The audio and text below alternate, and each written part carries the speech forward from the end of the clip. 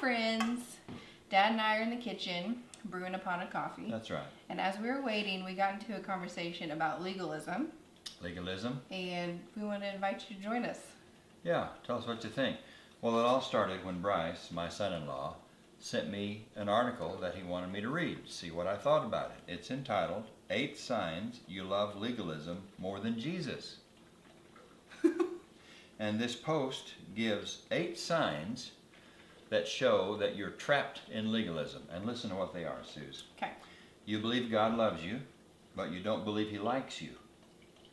You have never been sure about your salvation. The world's injustices aren't important to you. You compare your righteousness to other Christians. You believe outsiders must behave before they belong. Your private life doesn't match your public life.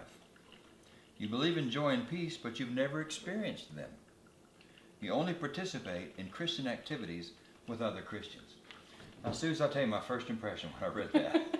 Okay. My first impression is we all should shun legalism. I mean, no one wants to be a legalist. Right. But after reading that post, I'm not sure the author understands what legalism really is. Okay. Now, how would you say people in your generation typically understand legalism? That's a good question. Now, again, I can't speak for everyone in my generation. Sure. But I think you have a good point that maybe the author is not quite sure about what legalism is, and that may be the way some of the younger generation is too. I don't know if we quite understand what legalism is, but we know what it sounds like. What it looks These like. are just my opinions That's what about this. That's what I want It to hear. sounds like, I think legalism sounds harsh, it sounds conservative, sounds judgmental. I think those are characteristics that come to mind. Okay. But we may not exactly know what it is. Well, there may be some truth in that. I'm inclined to think that what you've just described is judgmental, harsh, mean, obnoxious theology. Mm-hmm. I wouldn't call that legalism. I mean, you can see some of those characteristics in those signs you just said. Well, A little bit. Maybe one of them. Like this one. You have never been sure about your salvation. Now that ties in with legalism. Because if a person thinks that he has to earn his salvation, that he needs to do enough before God saves him, that's legalism. Yeah. Well, look at this one, though. You believe outsiders must behave before they belong. How's that legalism? Well, that sounds kind of judgmental, sounds kind of harsh. Doesn't sound like there's much love in that. Well, I don't know about that. What do you say? I don't know about that. I'll tell you, here's my definition of legalism. And actually, I learned this definition in graduate school, so it must be correct. But here's the definition of legalism that I have believed for many, many years. Legalism is the notion that by strictly adhering to God's law, a person somehow earns God's favor. By adhering to God's law. Yeah. You earn God's favor. Earns God's favor. So because I obey God, then God saves me. I earn His favor.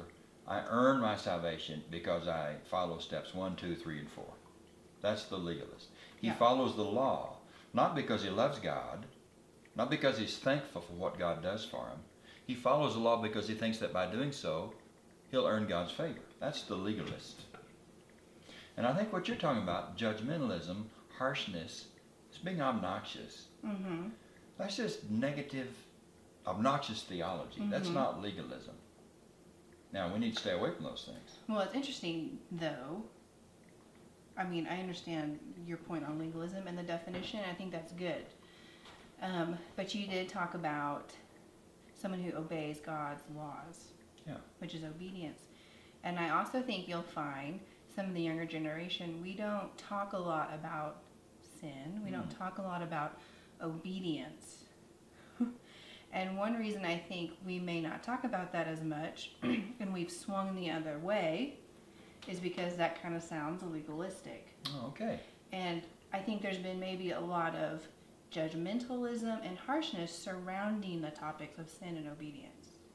Okay. Well, let's talk about that. Is there a connection there?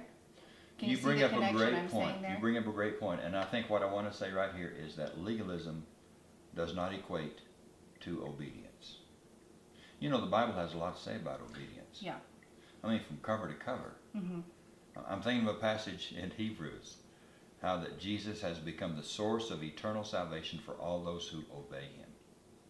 In other words, I don't think we ought to shy away from talking about obedience. It's important for us to obey God and to obey his commands and to try as best we can to adhere to his law. But when we are obedient, that doesn't make us a legalist. Yeah. And maybe that's true. Maybe there are a lot That's of good. people who are confused about that. Maybe there are a lot of people who think that if we stress obedience, we become legalists. I don't think that's right. Well, I think we've seen it done in maybe not the most healthiest of ways. Those issues talked about. Well, it may be that we stress obedience over grace. Well, yeah. It may be we haven't been talking enough about mercy and grace and God's loving kindness. Now, that may be what you're referring to. It could be. Yeah. So, for sure, we need to talk about God's grace, God's mercy, God's loving kindness, and how that we don't in any way earn our salvation. But we still ought to talk about the importance of obeying God. You know, I'm going to be honest with you. Please. And you guys, you know, I told Dad that I even have a hard time maybe talking about obedience because it sounds, I don't know, I don't want to sound like some of the harsh ways that people used to talk about that or react to that. So I sometimes don't even want to say obedience because that makes me sound very, I don't know. I don't want to say conservative. I don't want to put those labels in there. Okay. But does that make sense? And I think It does. we've tried to throw out some of that harshness. And I think we've also, though, have thrown out a lot of important things. That's a good point. Which is talking about obedience and sin, because we do need to talk about those. And it's not legalism. I think maybe we just get confused with some of the characteristics. You know, that's a good point, Suze. You know, I had a teacher that once told me that the pendulum swings back and forth. It could be that over here we only talked about obedience and we rarely talked about God's love, God's grace, God's mercy. And now the pendulum has swung to the other side to where we only talk about God's grace and love and mercy and we never talk about obedience. But you remember what Jesus said, if you love me, you will keep my commandments. So obeying God is part of the way we love him. It's how we show him that we love him. So we need to find that balance where we stress the importance of obedience, but we also talk about the fact that we would be nowhere without God's grace and mercy. Definitely. Okay. Definitely. How about a cup of coffee? Sounds good. All right. What do you guys think? Yeah, tell us what you think about that discussion. Yeah. Let us know. Comment. Give us some responses. Shoot us an email. Good conversation.